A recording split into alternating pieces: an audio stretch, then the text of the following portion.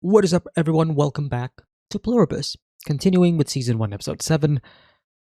Last time, we learned about the cannibals, the cannibalism, as brilliantly explained by John Cena. Um, but really, the most important part is the matter of consent.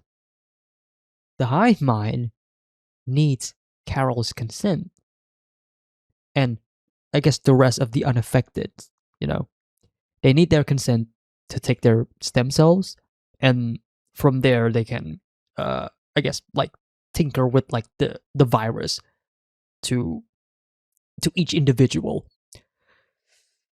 Who Carol obviously refuses. That's like very obvious. Like, duh, of course she's gonna refuse.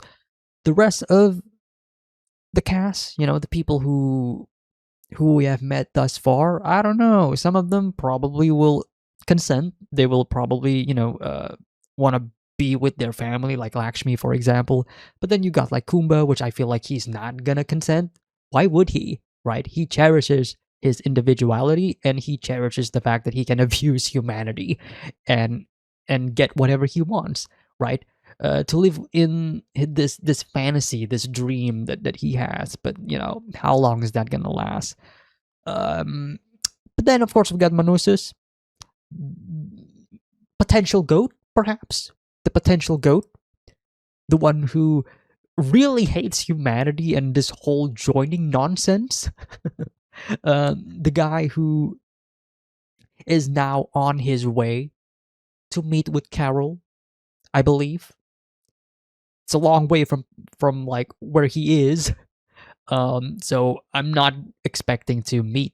I'm not expecting Manosus and Carol to meet face to face until like later.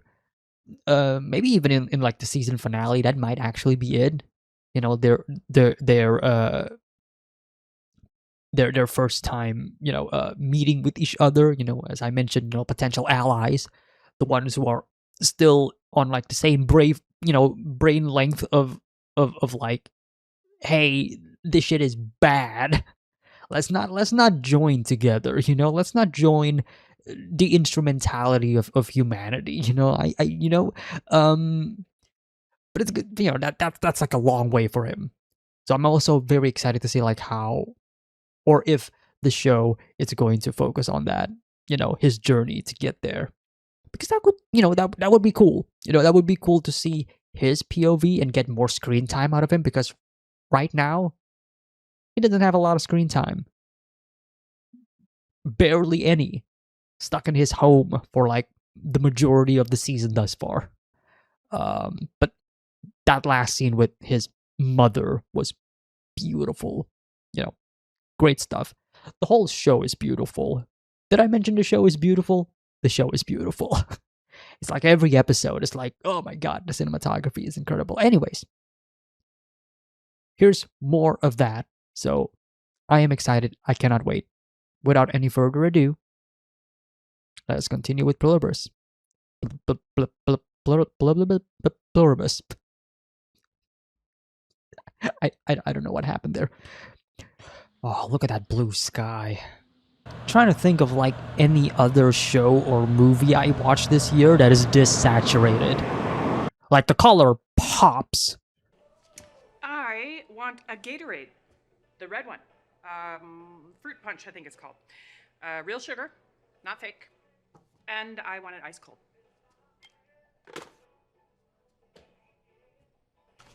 Fireworks. I am recording this on the New Year's, by the way.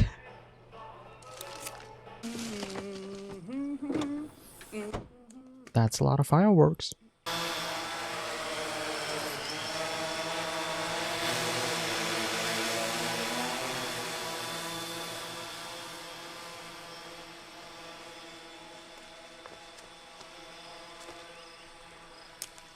I didn't even just say cold. I said ice cold.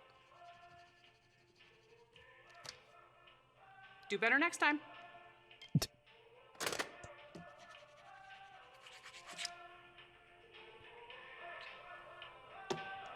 Well. It's the end of the world as we know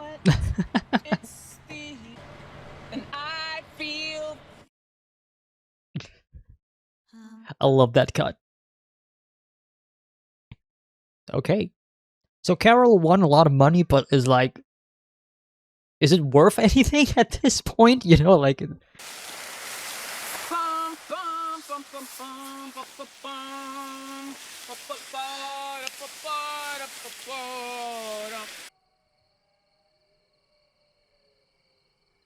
Wow. I mean, this is just sad. Maybe not, you know? Make the best of it.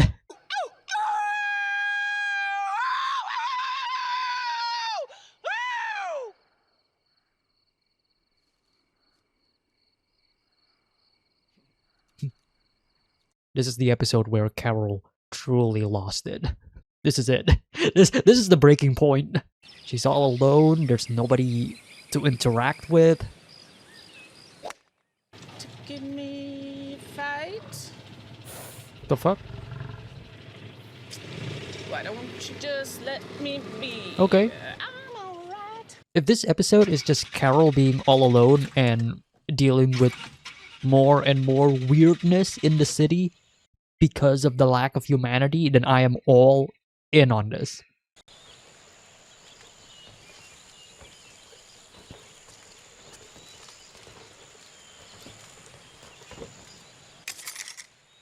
Wow. Getting into the just married car? Like, there's layers to this. Way to hammer down the loneliness even more.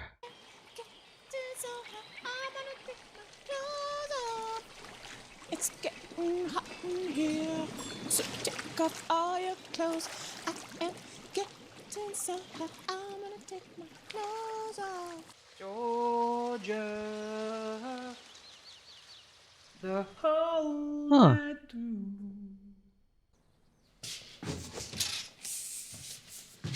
Of course.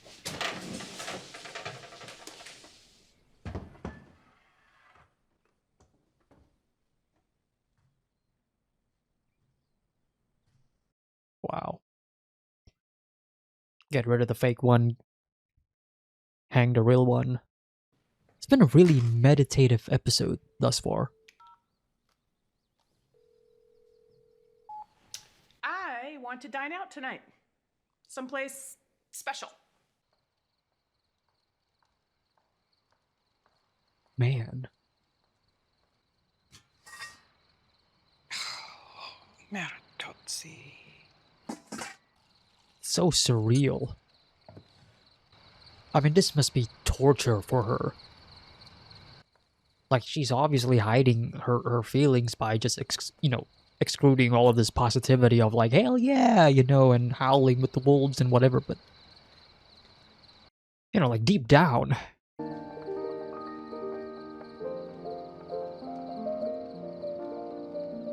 I mean, this perfectly encapsulates that. The piano's playing, but nobody's really playing it. Everything feels fake. At least Kumba had actual people, you know, surrounding him to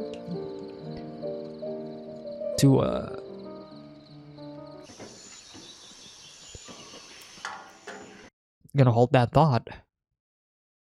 Look who we have here. The cat is gray. ¿Te podemos llevar?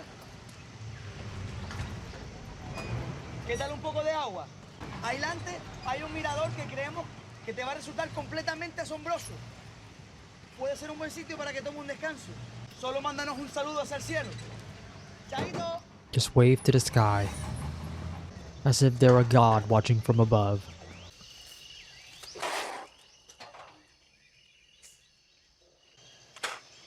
The dog is yellow. Wow. It's a characteristic of Manosos that they're still hammering down to this very episode.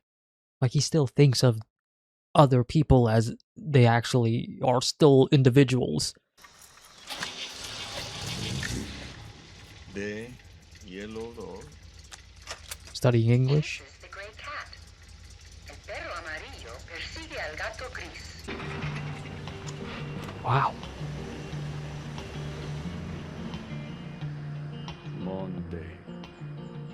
This is exactly what I was. This is exactly what I want, though. This is great. Monday is today.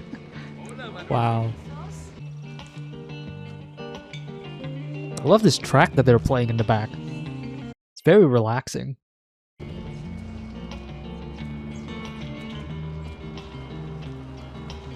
They're not even shouting his name, they're just giving the head tilt. Oh, beautiful shot. See, look at that.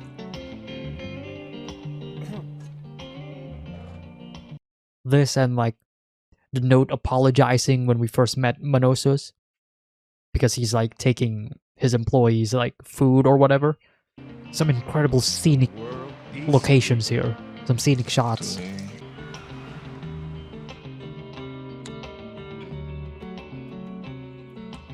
Oh.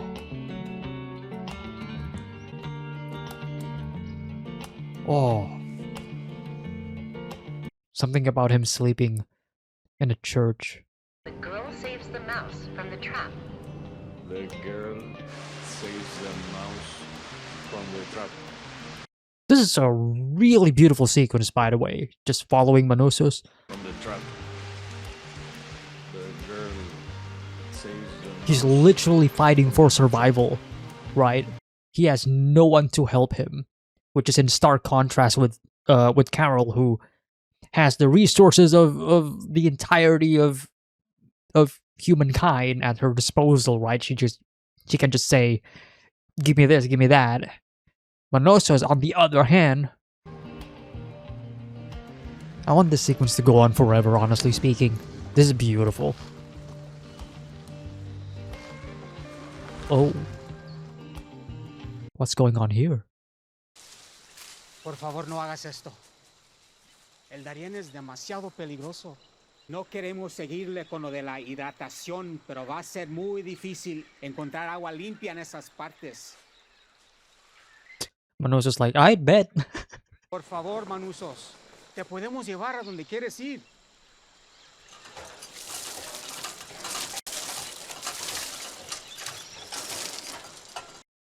No turning back, huh? Nada en este planeta es de ustedes. Whoa. No pueden darme nada, porque todo lo que ustedes tienen es robado. All that you have is stolen. Oh. My name is Manuso Soldado. I am not one of them. I wish to save the world. I am not one of them. Dude, Manosos' whole side plot here is so incredible. It's something to be admired.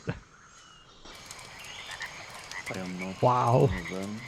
I am not one of them. Manosos really does embody the human will to live. I wish to save the world. My name is Manuso Soldado. I am not one of them. Yeah, he's goated. He's goated. He is goated, I am afraid. Whoa. These locations, though, My name is Manuso Soldado. incredible. I wish to save the world. Whoa. That could have been fatal. Oh god, there's a lot of them. What are these? Like, they're actual trees, but like, never seen one before.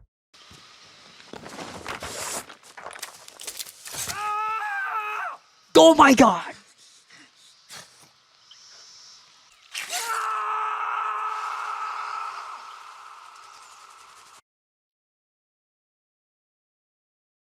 He is actually crazy. He might be him. He is actually him. Holy shit. Oh god.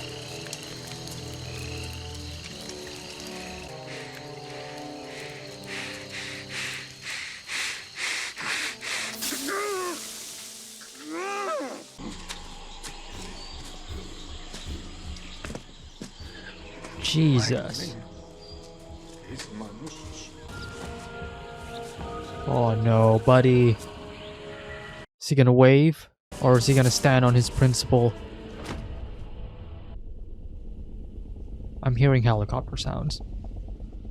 Wow. Oh, the tear in... Oh. Manosos probably feels... He probably felt so defeated at this point.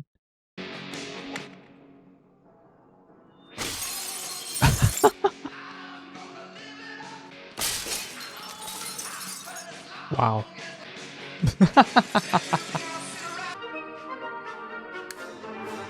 um... Uh...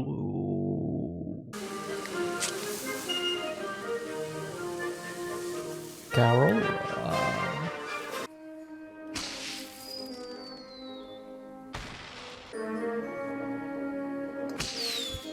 The drone is still there.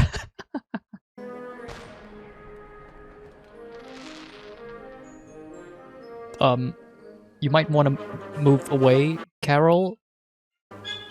Or not. Okay. So you're that depressed. God, look at her eyes.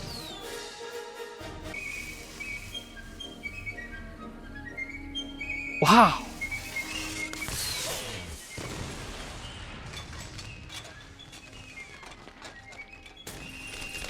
Did they shot that for real? Like, did Rhea Seahorn actually sit on that chair and then they shot a firework that breezed through her head?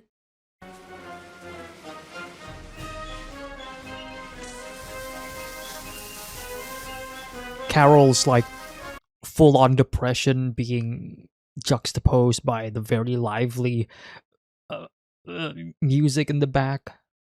It symbolizes the current state of the United States.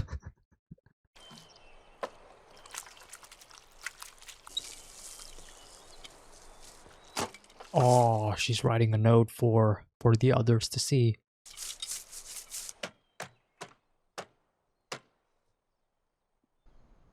This has been an incredible episode, by the way. It's probably one of my favorites of the season thus far. It actually might be my favorite episode. This is what I thought the 5th episode was gonna be, and it does things so much more than I thought they would.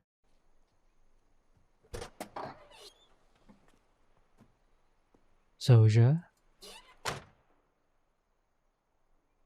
Hi. With the just married car? Come on. Come on! They're not being slick about it. Oh, wow.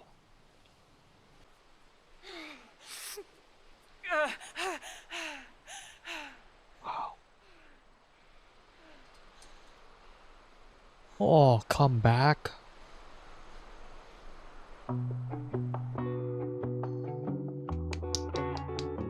That was a great episode. I love that. Beautiful episode. Okay. Wow. Episode 7 of Pluribus. That was a really good episode. I really loved that episode a lot, actually. Wow. Yeah, I'm thinking about it. Might actually be my favorite episode thus far. It's... I don't know. It strikes the perfect balance for me. And it's also... You know, it's one of those episodes where it's very meditative, as I mentioned in the reaction, but it's also one of the more... It felt the most personal. Mostly because we are just following our two main characters, our two main leads, and their own personal journeys in this episode. And it's mostly actions that they are doing by themselves, if that makes sense. Like, they're not reacting to events that are happening around them, but they are acting upon it. Right? It's the drive that keeps them going. For Manosus, it's this desire to meet with Carol, going across the continent and refusing help in any shape or form by the hive mind, by the rest of humanity, because he is very stubborn, but that is also what makes him human. Um, and then with Carol, it's all about loneliness. It's all about her having everything that she could ask for, which is like the complete polar opposite of Monosos. And I love that they are showcasing this contrast. Um, and I'm sorry, I'm thinking of like an episode of Arcane. If you know, you know, but there's an episode where something similar is happening to two different characters. One of them is experiencing a Monosos situation where they are just trying to survive the wilderness and the hostilities of the world, of nature, and the other is pretty much getting everything that they wanted, like peace and like everything that you desire you can get, but it's really, it is all but a fantasy, because the thing that is truly keeping them alive isn't really here at all. Basic wants and needs and what have you. And Carol is that, right? Carol has everything that she can have in this city. All she needs to do is ask, Howard Hamlin on the phone. um but that's not really keeps what keeps her alive. you know as I mentioned, basic wants and needs. Like obviously Carol uh has all of the necessities to live on. If she wants food, she gets food. If she wants anything, really, humanity will try to provide her. Give her an atom bomb, they will give her an atom bomb. But what she is lacking right now, and what is very essential for us, is obviously connection, right? This human connection that is very missing from her life, and just the basic touch of another person brings her to tears. It's a very emotional a payoff, I would say, because this relationship that she is sort of building with Zosha, and her obvious love for Zosha, and her obvious separation of Zosha the individual and Zosha the hive mind. It's it's so melancholic. I don't know what else to say, because it's almost this feeling of her hating her, Carol hating Zoja the hive mind, right? But at the same time, she realizes that she cannot live without her,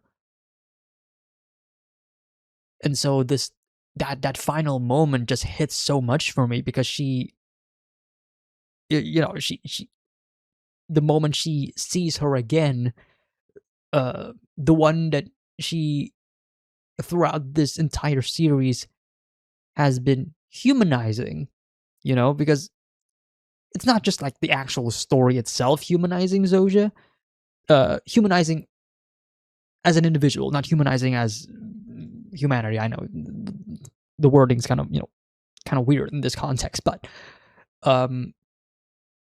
Carol throughout this entire series has been treating Zoja more and more as an actual individual person, as opposed to just another extension of the hive mind. And it's that love that is slowly building up on her that pretty much has exploded in that finale, and her hugging her, or crying, and just finally, that longing of human connection, that longing of being with somebody close to you, somebody that you trust, somebody that you know, somebody that you love, somebody that you have so much emotion and so much feelings towards. After days and weeks of being alone.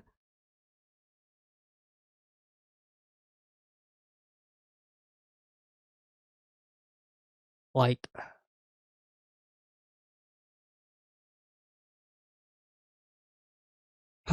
it's it's a tricky situation, actually. It is. Because on one hand, it feels as if Carol is slowly drifting towards acceptance.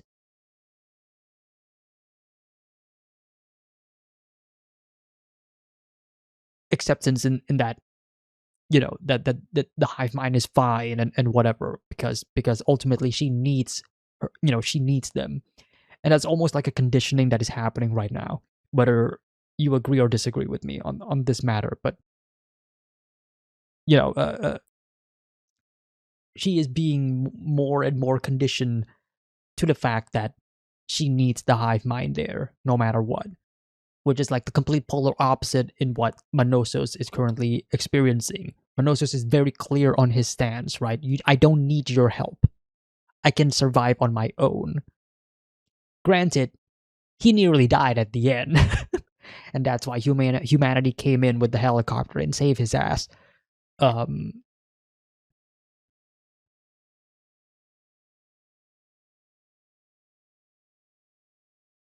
but with Carol, as I mentioned, like on one hand, it is like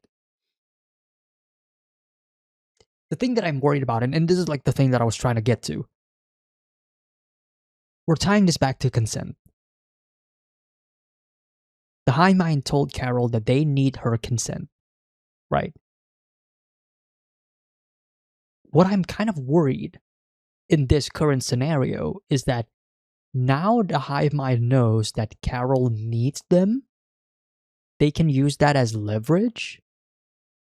Like they can just leave her, break her down, even though that would go against their initial stance on, we'll do everything we can to make you happy, Carol. But the fact is, they're already doing the opposite when they left Carol to begin with. Like, think about this for a second. They left Carol all alone in Albuquerque. Humanity has the minds of everybody in the world, including, like psychiatrists, health experts and whatever. If I, an average normal viewer who is living in a third world country watching this, can immediately tell from the beginning that Carol is having full on depression because of her loneliness and because of her current situation. Like, she's been very much upset throughout this entire series. Like, there hasn't been a moment where she is happier than she was before. If I can feel that, why can't humanity understand that by leaving her, it would cause all of this to happen? It would cause her to break down, cause her to the point of just sitting and waiting for a firework to hit her in the face and potentially killing herself and committing suicide. I think humanity is kind of bullshitting in some cases, and this goes back to like my very early discussion from episode 1. Like, what kind of humanity are we looking at here? Right? If we combine every person in the world, that's not just good people, we're also combining bad people as well. Right? There's bad actors, there's good actors, there's people who wants to to help people sincerely and earnestly, and there are people who wants to help people but there's an ulterior motive. I feel like humanity is doing the latter. There's an ulterior motive, and I think we know what the ulterior motive is. We are conditioning Carol to a point of acceptance so that she could ultimately give her consent so that she can join the hive mind. I feel like that's where this is going. I feel like for all of the ups and downs, the good and bads that the show has, apologies, that the show has portrayed humanity, there's still, they're still what I would call too good to be true. And I mentioned this, I think, during like my first or second episode discussion, but what is humanity but the ultimate liar? Humanity lies. We lie a lot. To imagine that the hive mind cannot lie is ridiculous. The fact that they are withholding information is already a lie in and of itself, right? Because they're not answering truthfully. They're refusing to answer. They're already withholding information from Carol on this one instance on like how, the hive mind operates and if there is a cure or whatever. What is stopping them from doing more of that? Like the cracks are already there.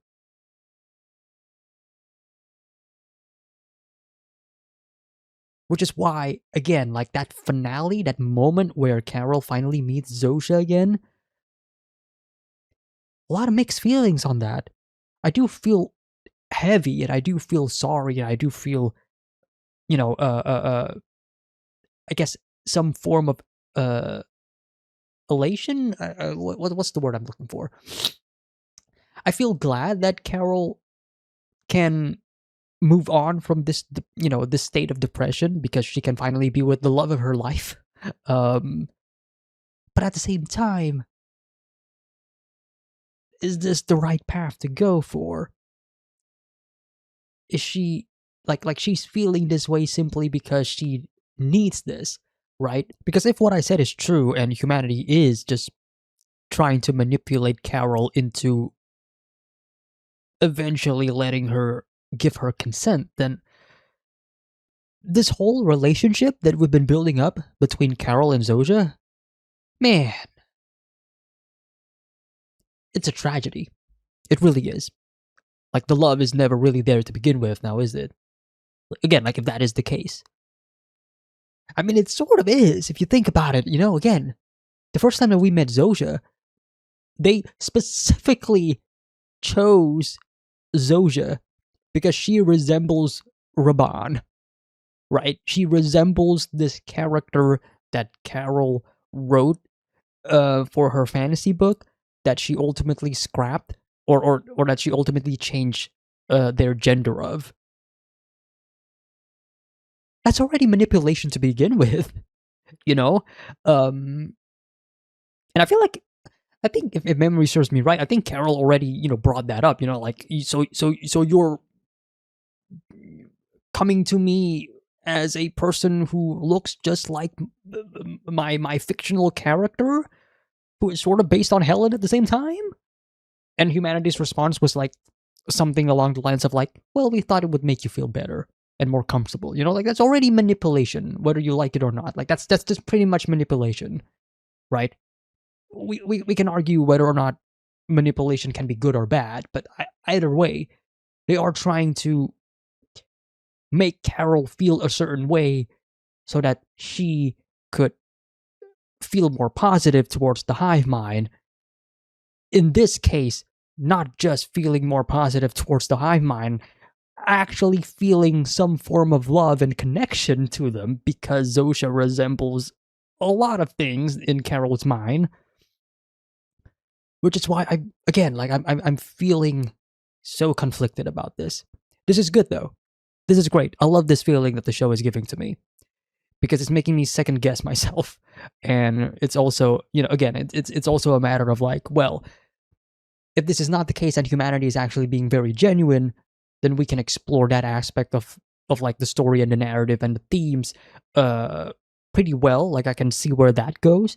But if it's not, and I'm just awaiting for a potential plot twist betrayal from Zosha and humanity, well, then we can also lean in on that and explore those themes as well. Because either way, I think these are really incredible and really, really unique uh, uh, ideas that we can kind of again that we can explore on for future episode discussions and future series discussions as well. Um, but yeah, incredible episode as I mentioned. Some incredible shot compositions as usual. Um, the scenic shots that we got, like where did they shoot these locations? Because either way, you can definitely feel the budget. You can feel the budget increase between Breaking Bad and Better Call Saul, where we're mostly confined to a single city location in those shows. We're exploring the globe here, and I am all in on it. It's been great. Manosos' storyline grabbed me a lot in this episode. It was so fun to see him explore, and like the music, the sequence where he keeps reciting the English sentences that he was learning because he needs to learn English so that he can have a proper conversation with Carol is so good.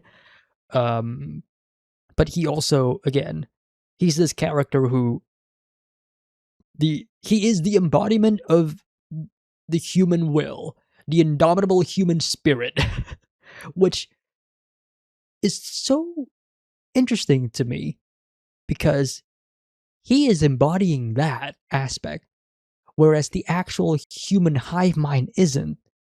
They're finding the easy way out, which you can, again, we can argue that that's like the smart way to go, right? We got all of this resources. We have advanced so much as a species, as a civilization, as society as well. Like we can do all of these things. We can help each other out. Like it's not really a bad thing, right? It's not. But in the context of like the themes of the show, it is going against what Manosos is all about, and that is you can do it. You got to believe in yourself. That is Manosos' whole thing. I almost said during my reaction, Manosos felt like a shonen protagonist from an anime and manga because he's like his whole thing is like, I can do this myself. I am the protagonist. I am him, And he kind of proved his point for most of his journey. It's just that he ventured into a very dangerous path and ultimately got himself, injured critically, I would say. But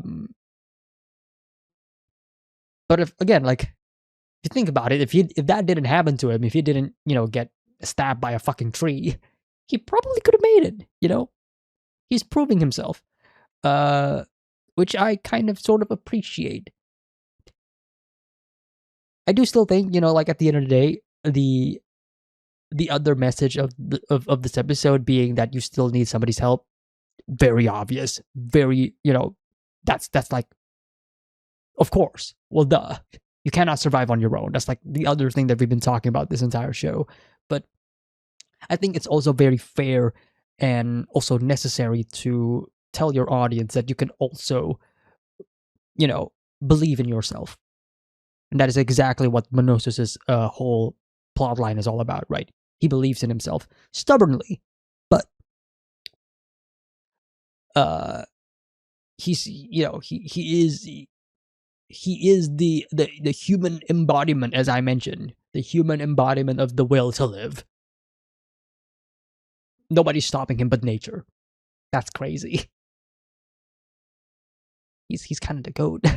He's kind of the goat, and I cannot wait for him to eventually meet with Carol. I hope they meet at the end of the season of the series of the season. I mean, of the first season, because honestly, I cannot wait to see their dynamic, and I cannot wait to see more of him. We've seen enough of Carol thus far. Carol's a fantastic character. Don't get me wrong. She's like still probably up there as like my favorite character of this series. Manosos, he is up there. He is up there. This episode just shot him up to one of my favorites. Top 3. Carol, Zoja, the individual, not humanity, and Manosos. I say Zoja the individual because I also see Zoja as an individual, but only because Zoja presents herself as an individual. Like, humanity tries their best to be an individual whenever they are interacting with Carol as Zoja, is what I'm trying to say. And this ties back to like some of my previous episode discussions where we as humans, we as people, we have different personalities. You know, whether you want to uh, admit to that or not, but you know, it's when you're talking to your family versus when you're talking to your friends, versus when you're talking to your online friends versus when you're talking to, I don't know, a camera right in front of me and whatever. Like sometimes we present different parts of ourselves for different people, but they're all still us. You know, all of these different personas that we create for ourselves, they're still, you know, they're still me. For example, they're just fragments of me. If that makes any sense, and I'm kind of getting that feeling with Zoja. Good episode. I love this episode. I really do. Let me know your thoughts in the comment section down below. I don't know how people feel about this episode now that I think about it.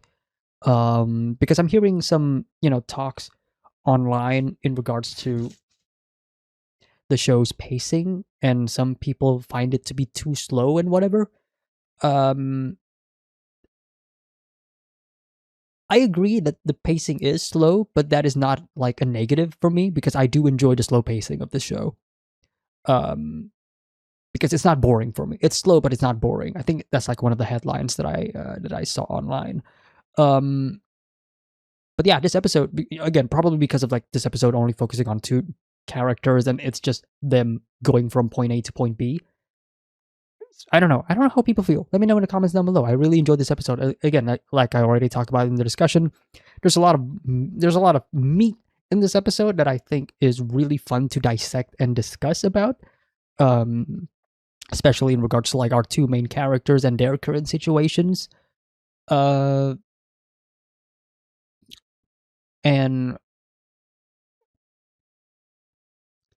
yeah, I'm curious to see what other people think about this episode. Thank you all so much for tuning in. See you all next time for the next episode of Pluribus. Take care, everybody. Have a nice day. Peace.